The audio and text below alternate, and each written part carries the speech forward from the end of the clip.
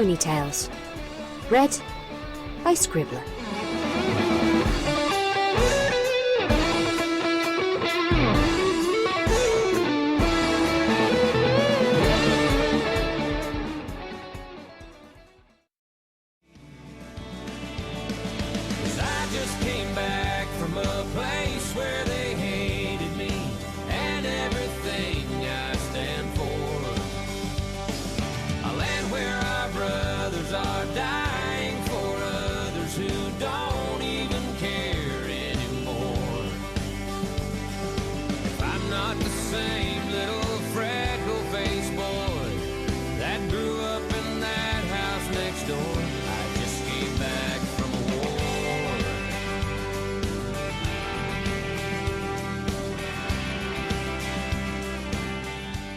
When the Field Becomes Fallow by Bronius Maximus.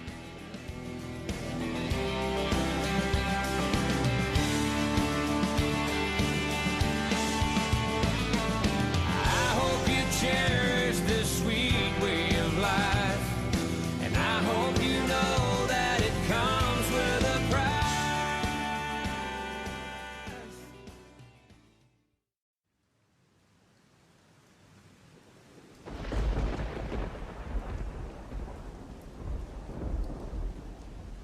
It's storming outside.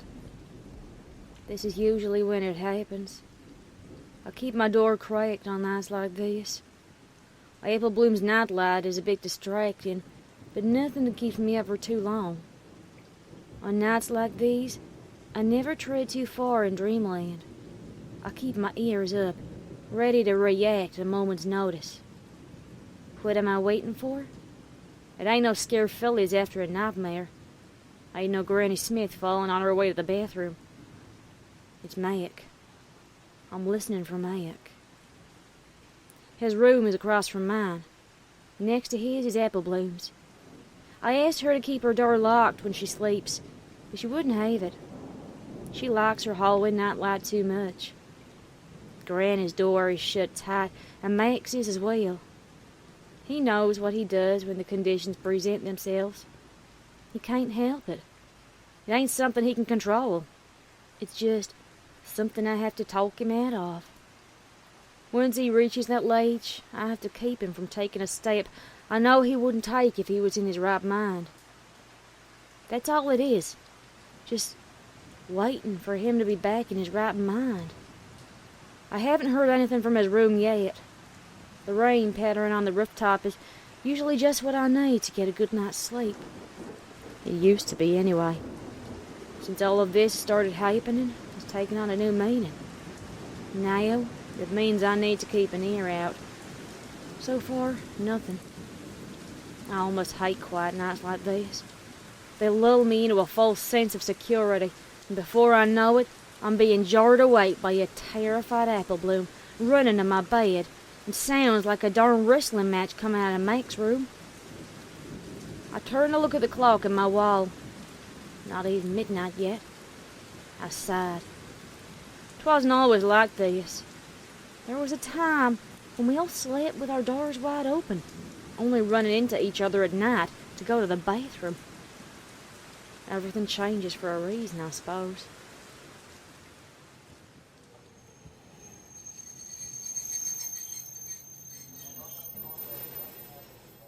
When we first welcomed him off that train station, we cried together. I thought I'd never feel happier than I did on that day. All those months of reassuring Apple Bloom that Mac was going to be back in no time were just as much for her benefit as my own. Truth be told, I had no idea what I would have done without him. I've already lost more than I can stand. All this started after a stallion from Canterlot came into town. He was one of those official government types. He said one stallion from each family was to enlist in the army of the sun by order of Celestia herself. This was just after the weddin of Shining Armor and Princess Cadence. Almost all of us had been there. We'd fought the changelings ourselves. We even managed to send him all the way back to the cursed lands without any help from an army.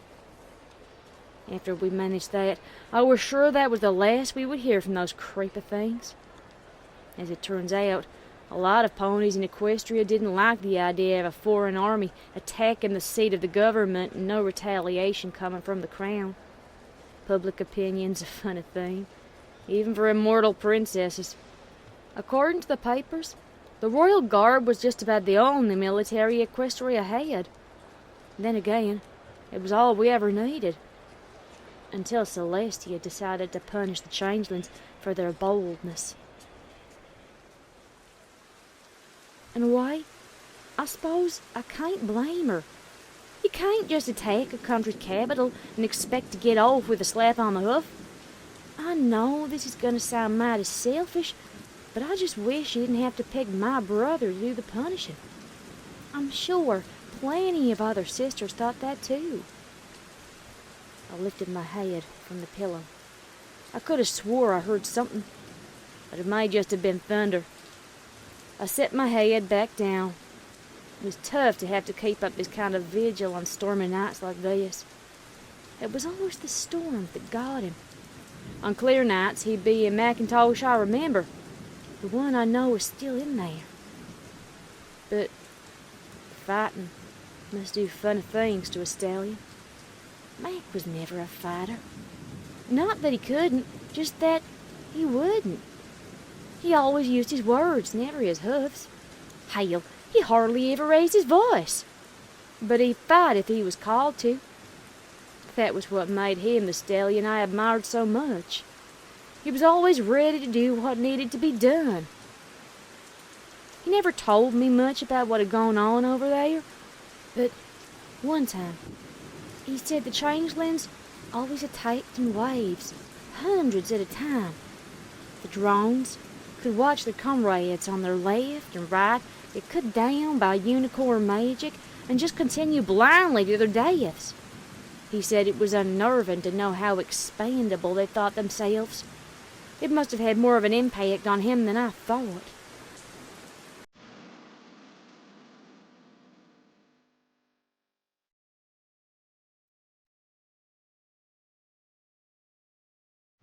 A few days after he'd gotten back from the cursed lands, he went to the doctor. It was routine for returning soldiers to go to see a head doctor. The doctor pulled me aside and told me that Mac might have episodes in the future. I wasn't sure what that was supposed to mean, but I'd sure as shoot found out. He told me how to talk him down if he was thinking wrong, or if he was having what he called delusions. Twilight might have been more help in explaining that, but I didn't think it necessary. The doctor said it wasn't likely he'd have them anyway. I remember the first night he had one of those delusions. Apple Bloom shook me awake. At first, I thought she just had a nightmare.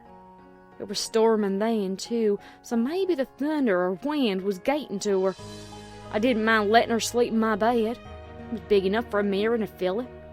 I was getting ready to scoot over when she told me what was the matter.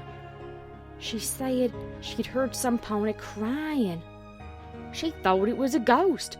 Honest to Celestia. I told her there weren't any ghosts in our house, and that she could sleep with me tonight if she was scared, but she was strangely insistent I check her room. I reluctantly threw myself out of bed, and she followed me to her room. Sure enough, I could hear it too, but I knew it wasn't no ghost. I sent Apple Bloom back to my room and told her to get to bed. I said I was going to get Mac to check out the noises. His door was shut, but I could hear him inside. Honestly, it was pretty unnerving to hear him cry. It was something I'd never heard, nor expected to, not from him. I know it's ridiculous to think Mac was some emotionless farm robot, but I'd barely seen anything else from him. I knocked on the door, but he didn't even notice. I called his name, but he just kept up the tears. I almost didn't want to go in. I can tell you I didn't want to see a Mac that way. I didn't want to confront my brother in his moment of weakness. He wasn't supposed to have any weak moments. He was supposed to be our rock, the head of our family, now that Ma and Pa were gone. But the doctor said this might happen, and it was important that I be there when he needed me. I tried to remember what he told me to do and opened his door. He was sitting beside his bed on the floor, holding his uniform in his hooves and just sobbing. I could barely stand it. He looked up from the uniform at me. I asked him if he was okay. He sniffed and looked back at his uniform. He muttered one word to me. Broad. I wasn't sure what that was supposed to mean. Huh? I said dumbly. You left on night watch. Didn't come back. The pieces clicked into place. I thought he was just dealing with his loss. But I soon realized he was acting the way the doctor had warned me about. I'm sorry, Mac. Did you see him? Where was he last? He asked. He must have thought I was one of his pals. Did you see him by the perimeter fence? I hate to be strong for him. I had to do what the doctor had told me was best for him. No, Mac, I didn't. You're not over there anymore. You're back home, I whispered, fighting back my own tears. How could this have happened to him? He was so strong. I thought he could handle anything the world could throw at him. I guess no pony's invincible. It took him a few hours of just letting me be that way until he slowly came back to me. I didn't mind sitting up with him. It felt good to help. Once I got him to put his uniform away and go to bed, I went back to my bedroom. Apple Bloom was already asleep. I was relieved not to have to explain what had happened, and by sunrise she'd forgotten all about it. So did Mac. At breakfast that morning, he couldn't remember a thing from the night before. To my surprise, I handled the first incident pretty well.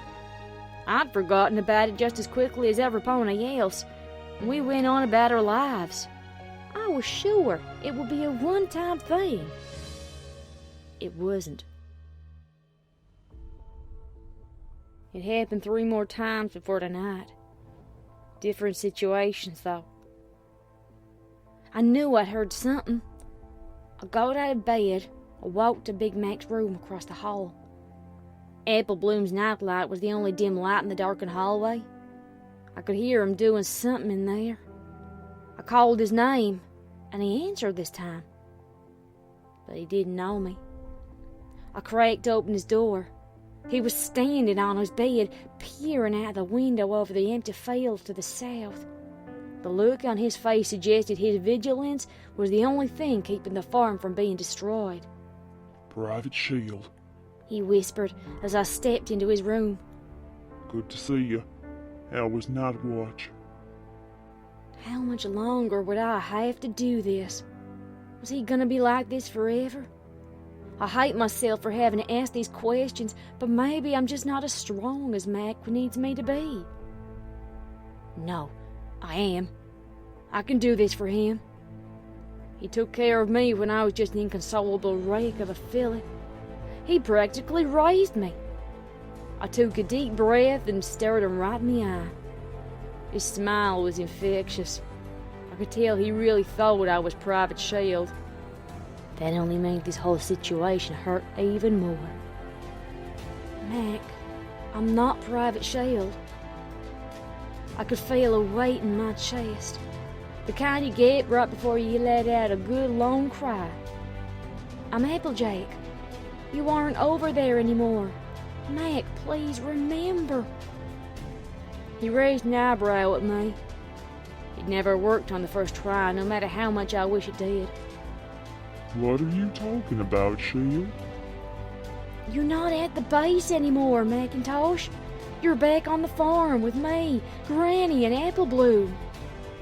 I was getting agitated at this point. I couldn't tell if I was more sad or upset that this was my brother now. I gave my only brother to Celestia, and this is what she returned to me. He narrowed his eyes just as mine began to tear up. You're one of them, ain't you? One of them? I gasped and took a step back. No, Mac, I'm not. Exactly what a spy would say. He stepped off his bed and began toward me. There was not even a spark of recognition in his eyes. I tripped over my own hooves as I stumbled backwards, flat on my flank. I could hardly see. My eyes were so blurry with tears. I couldn't believe this was my reality now. Mac was practically on top of me. I quickly wiped my tears away and saw him raise a hoof. I had no idea what he'd have done if Apple Bloom hadn't screamed from the hallway. Macintosh, what are you doing? It was more a mix of terrified shout and squeal than an exclamation. He stopped and looked up at her. He hailed the gaze of a frightened filly, and then the coldness on his own face faded. He looked down at me. His expression shattered as he fell back on his haunches. He was speechless. Mac was horrified once he realized what he was about to do. How out of control he'd just been. And so was I. I cut him off. If I couldn't preserve my notion of Mac's invincibility, I could at least save Apple Bloom's. Apple Bloom, go back to bed, please, I whispered hoarsely. She was understandably upset. But what in the hell was just going on here? She demanded. I'll come and tell you in a minute. Just let me talk to Mac alone for a second, okay? That sounded more like a snap than I intended, I'll admit. But Apple Bloom's nothing if not obedient. I looked at Mac, still on my back. He couldn't even look me in the eye. Mac, it's not your fault. This time it was my turn to cry.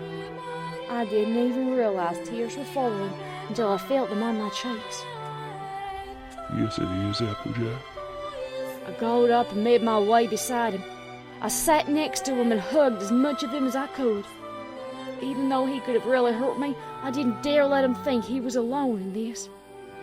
No, it's not, Mac, I whispered. He didn't shed a single tear. When he was the old Macintosh, he was just as stoic as I remembered. You did what you were asked to do and nothing less. But I could have hurt you, or Apple Bloom, or... I shushed him.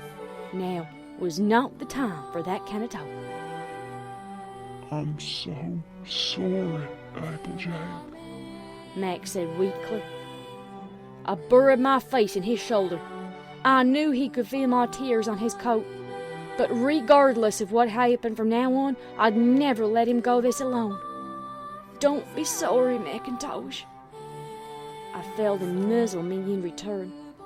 It was then I knew that no matter how far things going, he'd try his hardest, not just for me, but for all of us. You never left me alone when I needed you. I'm gonna do the same for you. The rain continued to pound the windows as we sat there till it was nearly sun up. The next morning, I explained to Apple Bloom that the mate was just sleepwalking, and that he didn't know what he was doing. I hate lying to her, but how do you explain what was really going on to some pony so young? You don't, I guess. Not until she can understand it.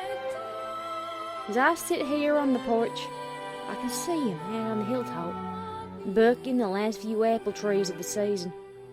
He wraps himself in his work, and he's just like the old Macintosh, just like the way I remember. I love my brother. He'd never dream of leaving me to deal with the problem by myself. He'd never leave me alone. And I'll never leave him. I hope you cherish this sweet way of life, and I hope you know that it comes with a price. I just came back from a place where they hated me. stand for. A land where our brothers are dying for others who don't even care anymore. Chances are I never will be the same. I really don't know anymore. I just came back from a war.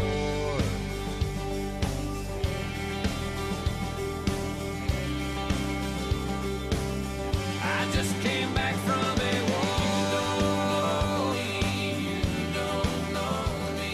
You don't know me. I just came back from a war.